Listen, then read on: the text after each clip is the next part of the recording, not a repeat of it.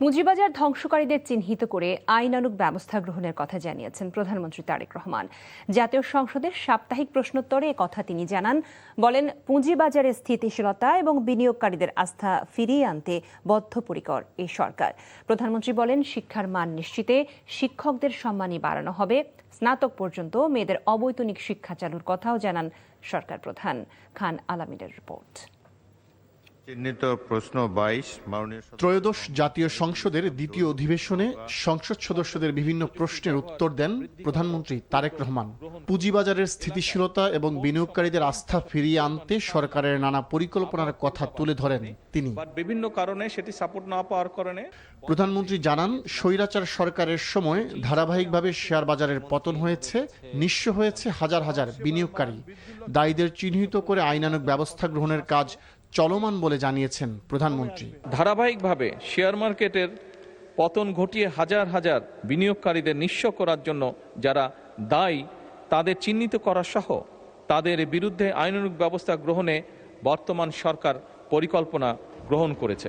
ইতিমধ্যেই শেয়ার মার্কেটের কেলেঙ্কারি অভিযোগ দুদক কর্তৃক অনুসন্ধান কার্যক্রম পরিচালনা করা হয়েছে, যার প্রেক্ষিতে কতিপয় ব্যক্তিকে চিহ্নিত করে মামলা সহ তাদের বিরুদ্ধে আইনানুগ ব্যবস্থা গ্রহণ করা আছে। এছাড়া শেয়ার মার্কেট কেলেঙ্কারির সাথে আরও অন্যান্য যে সকল ব্যক্তি প্রতিষ্ঠান জড়িত কিনা তা উদ্ঘাটনের কার্যক্রম চলমান রয়েছে।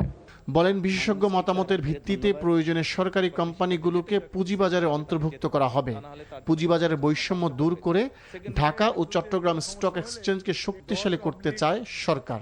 কয়েকজন বিশেষজ্ঞ ব্যক্তিকে দায়িত্ব দিয়েছে, নিযুক্ত করা হয়েছে তাদেরকে সিকিউরিটি এক্সচেঞ্জে, এবং অবশ্যই আমরা আশা করি যে তারা আমাদেরকে সঠিক পরামর্শ দিবেন, যার ভিত্তিতে শুধু ঢাকা নয় চিটাগং স্টক এক্সচেঞ্জকেও আমরা ইনশাল্লাহ শক্তিশালী স্টক এক্সচেঞ্জে রূপান্তর করতে পারব। শিক্ষার গুরুত্বের কথা তুলে ধরে প্রধানমন্ত্রী বলেন 5 বছরের মধ্যে শিক্ষা ব্যয় জিডিপির 2% থেকে 5% উন্নীত করা হবে। স্নাতক পর্যন্ত মেয়েদের অবৈতনিক শিক্ষা চালুর কথাও জানান তিনি।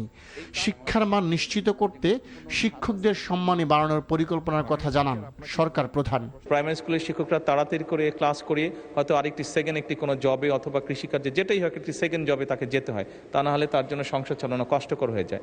সেকেন্ডারি স্কুলের ক্ষেত্রে আমরা অনেক শিক্ষকের ক্ষেত্রেই দেখেছি এরকম ঘটনা ঘটে।